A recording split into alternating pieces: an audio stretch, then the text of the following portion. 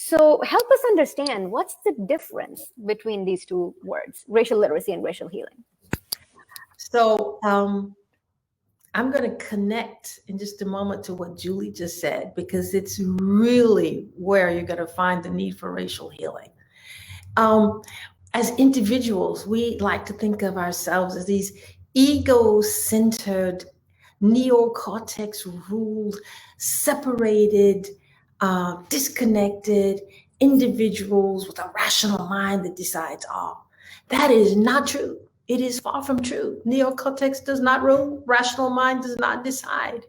We are led by the implicit. We are led by what we have learned. We are led by 500 years of white hierarchy. The white hierarchy, what we call white supremacy, this white racism, internalized in Black and brown bodies, and internalized, embedded in all of our social systems and institutions, in our biases and how we perceive. And yes, white bodies, with their closed eyes, their closed minds, and their closed hearts, they look out and they don't see the beauty, the contributions. And so that blockage is called trauma.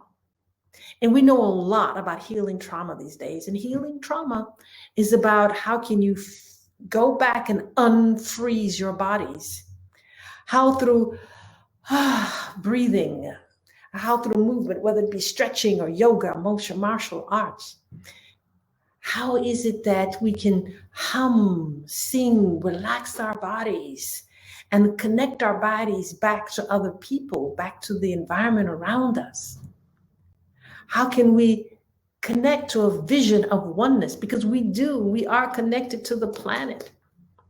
This white hierarchy over all people, but also white hierarchy over the planet. So no respect for the planet. This is a misconception that is dangerous. And this is a trauma through breathing, movement, humming and singing, vision and resources, that you stop, you slow down. And that gives you a window, an opportunity to actually see the world, to feel the humanity, to feel that you belong to the planet. So a healing-centered approach to release the trauma in white bodies so we can actually walk the path of creating. And when, Julie, when you were talking about this discomfort zone, so the healing racial justice allows people to go through, to hold the discomfort, to hold it so that they can release it, and that they can find themselves able to create something else. If you just have knowledge, and you just showed, if you could show that again, the head, the heart, the gut, they all have to be through the literacy. And then the next step, they need to be healed so that you can put the effective racial literacy into place.